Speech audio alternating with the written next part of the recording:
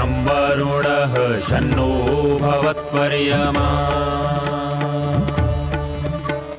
शन्न इन्द्रो बृहस्पतिः शन्नो विष्णुरुक्रमः ॐ शान्ति शान्ति शान्तिः।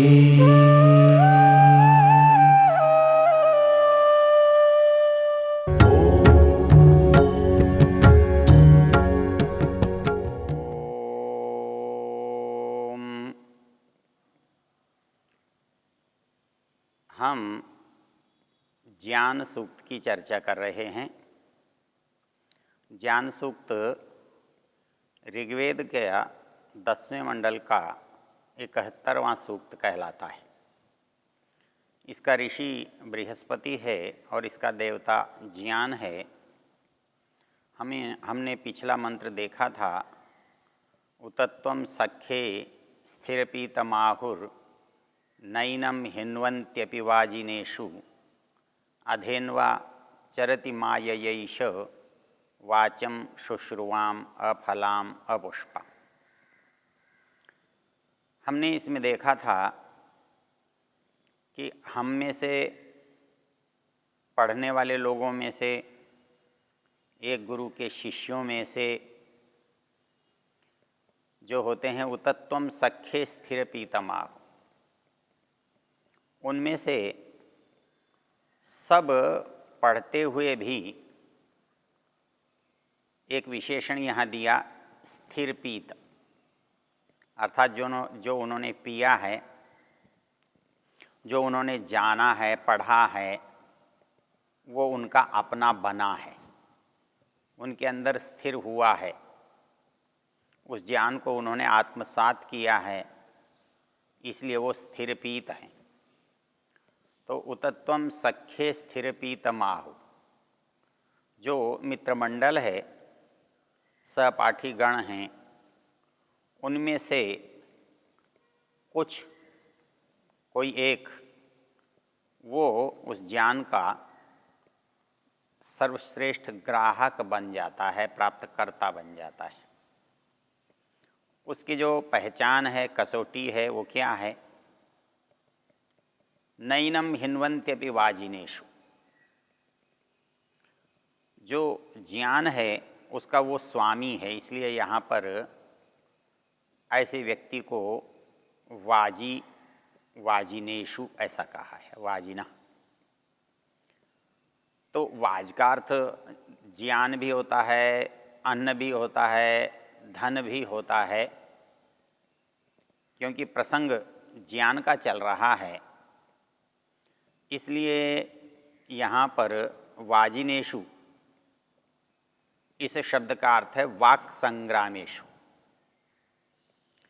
क्योंकि हमारा जो बल है, एक तो होता है शारीरिक बल, जो पाशविक है, ये ऐसा उपाय है जो बहुत असभ्य है। इसका एक दूसरे पर जो घातक परिणाम है वो शारीरिक चोट, आघात के रूप में हमको दिखाई देता है। लेकिन जो वाणी का है, वाणी का जो संग्राम है, ये बुद्धिमानों का है, बुद्धिजीवियों का है, और इसी से कोई व्यक्ति विजयी और कोई व्यक्ति पराजित होता है। कोई व्यक्ति सन्मार्ग और सदाचार और अध्यात्म का पथिक बनता है, कोई व्यक्ति इसी से सांसारिक व्यापारी बनता है। उसके अंदर जो क्षमता है ज्ञान की, ग्रहण करने की, उसके आधार पर वो सबसे अधिक होता है, ज्ञानवान होता है, समझदार होता है, पहचानने वाला होता है। तो उन्होंने कहा उतत्वं सख्ये स्थिरपितमाहुर्नैनं हिन्वन्त्यपि वाजिनेषु, अर्थात ऐसे व्यक्ति को सभी चाहते हैं, पसंद करते हैं, जो उसे अपने साथ रखना चाहते हैं, जो उनकी बात को अच्छी तरह से कह सकता है, जो उनके पक्ष को स्थापित कर सकता है, दूसरे पक्ष के सामने वो प्रबल रह सकता है। इसलिए दूसरे व्यक्ति ऐसे व्यक्ति को पराजित नहीं कर सकते, उससे वो ज्ञान में उसका पार नहीं पा सकते। ये आधी बात मंत्र की उस व्यक्ति के लिए कही गई जो ज्ञानवान बना है, जिसने ज्ञान को अपने अंदर स्थिर किया है, संग्रहित किया है, आत्मसात किया है। इसका जो दूसरा भाग है मंत्र का, वो कहता है अधेन्वा चरति माययैष वाचम शुश्रुवाम अफलाम अपुष्पा। कहता है कि एक व्यक्ति पढ़ तो रहा है, लेकिन पढ़े हुए को वो समझ नहीं रहा है, आत्मसात नहीं कर रहा है, उसके अर्थ की गहराई तक नहीं जा रहा है, केवल वो शब्द को मात्र सुन रहा है, वो आँखों से देख रहा है, केवल अक्षर पढ़ रहा है, उसके अंदर जो तत्व ज्ञान है, छिपा हुआ है, रहस्य है, उसको वो नहीं पकड़ पा रहा है। तो कहता है कि उसके लिए वाणी कैसी है, इसकी एक उपमा दी है। वैसे भी अन्यत्र भी, साहित्य में भी, वेद में भी वाणी को गऊ कहा है, ज्ञान को भी गऊ की उपमा दी गई है। और इसलिए ऐसी धेनु, ऐसी गाय, संस्कृत में धेनु शब्द का अर्थ होता है जो गाय दूध दे रही है, अर्थात जिसका हमें लाभ मिल रहा है, जो ऐसी गाय है उसको संस्कृत भाषा में धेनु कहते हैं। तो ये कहता है कि अधेन्वा चरति माययैष। जो व्यक्ति पढ़ा तो है पर समझा नहीं है, उसको अच्छी तरह से जाना नहीं है, आत्मसात नहीं किया है, तो वो क्या है, अधेन्वा चरति माया। जैसे एक गाय तो दिखती है लेकिन गाय होती नहीं है।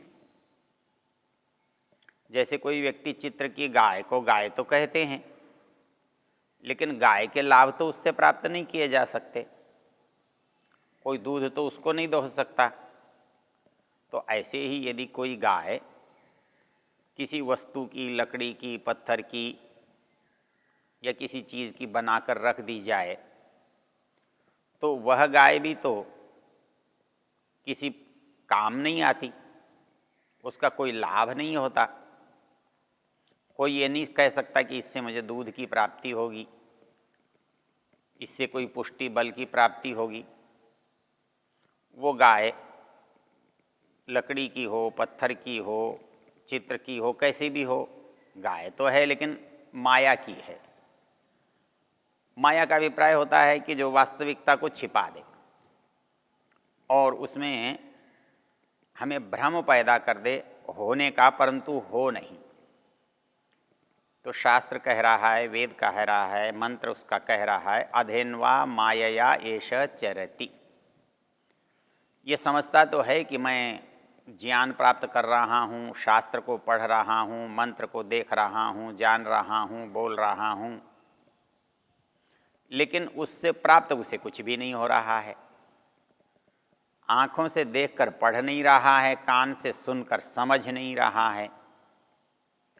तो इसलिए कहा एष अधेन्वा मायया चरति, बस चल रहा है, विचरण कर रहा है। कैसे कर रहा है? अधेन्वा मायया। इसके लिए शास्त्र ने पीछे भी एक बात कही है। वो कहता है कि जैसे कोई व्यक्ति पुस्तक तो बहुत अच्छी अपने ऊपर रखे हुए है और उसको समझता नहीं है, तो उसके लिए एक जगह उपमा यास्क ने दी, यथा खरश्चंदन भारवाही भारस्य वेत्ता न तु चंदनस्य तथा शास्त्राण्यधीत्य खरवद वहन्ति। जो मूर्ख लोग हैं शास्त्र का पढ़ तो लेते हैं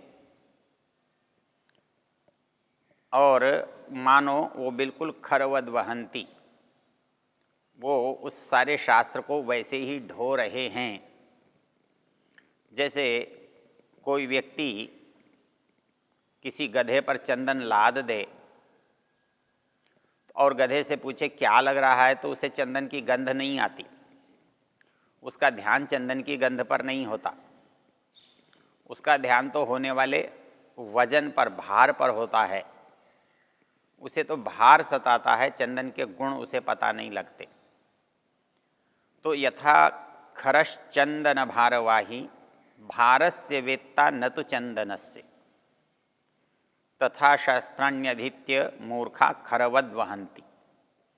तो शास्त्र को पढ़कर भी मनुष्य शास्त्र को वैसे ही ढो रहा है जैसे कोई गधे पर चंदन लदा हुआ है और वो एक बोझ समझ के उसे ढो रहा है।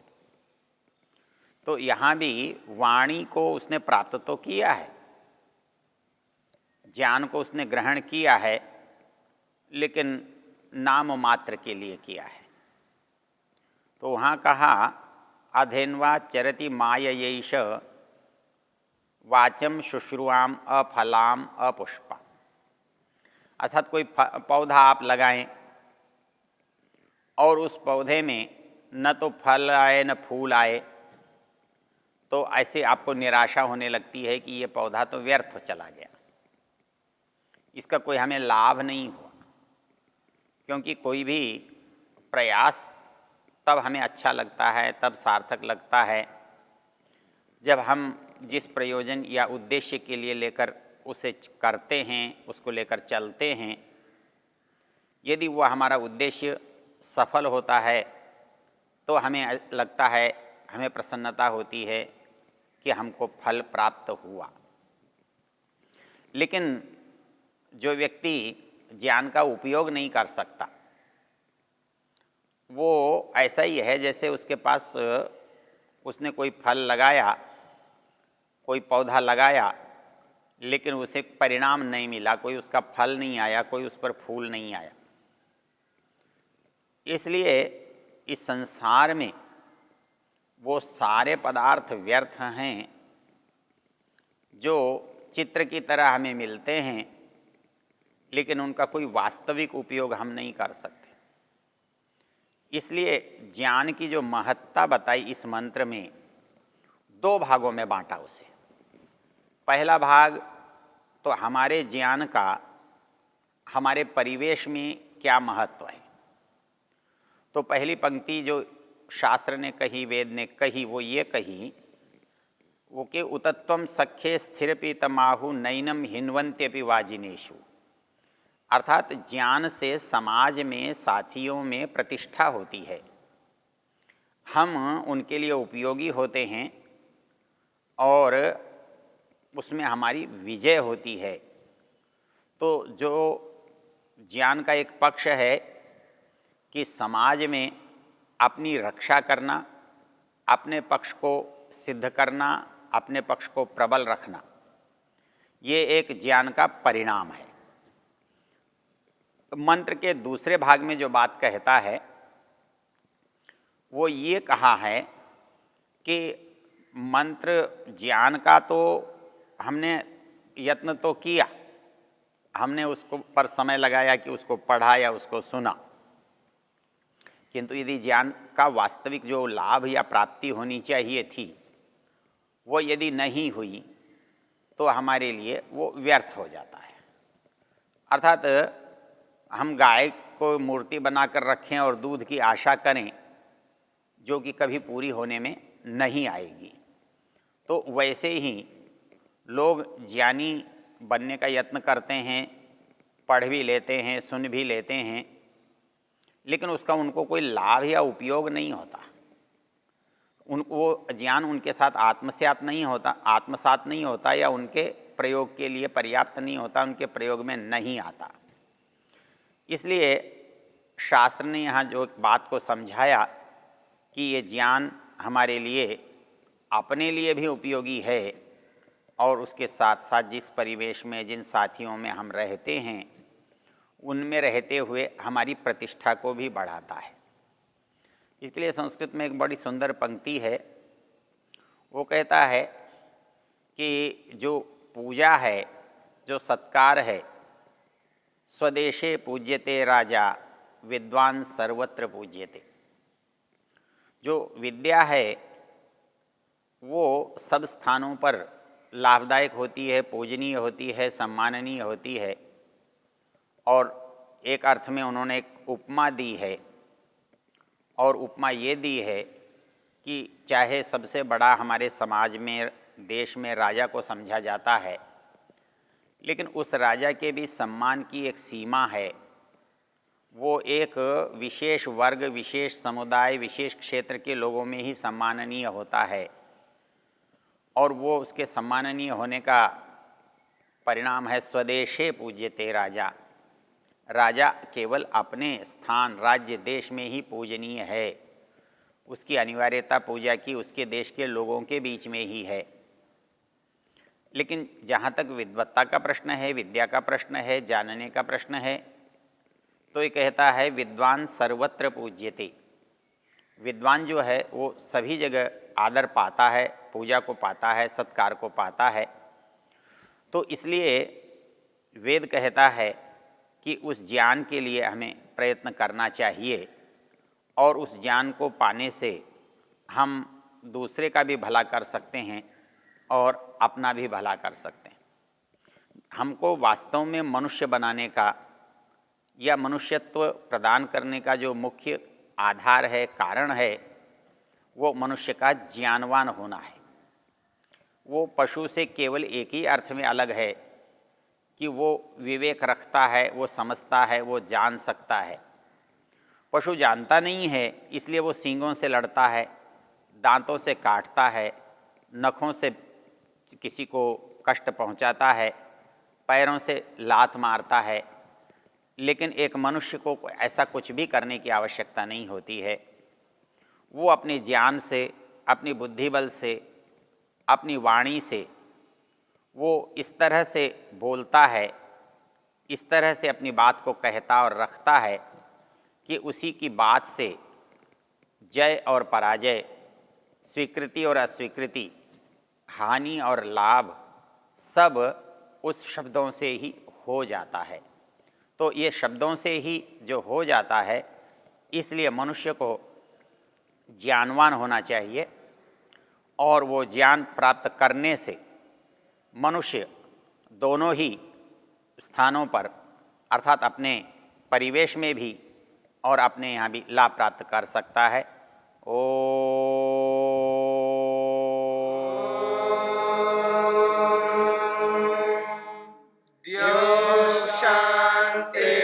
शान्तिरन्तरिक्षं शान्तिर्पृथिवी शान्तिरापः शान्तिरोषधयः शान्तिः वनस्पतयः शान्तिर्विश्वे देवाः शान्तिर्ब्रह्म शान्ति सर्वं शान्ति शान्तिरेव शान्ति क्षमा शान्तिरेधि। ॐ शान्ति शान्ति शान्ति।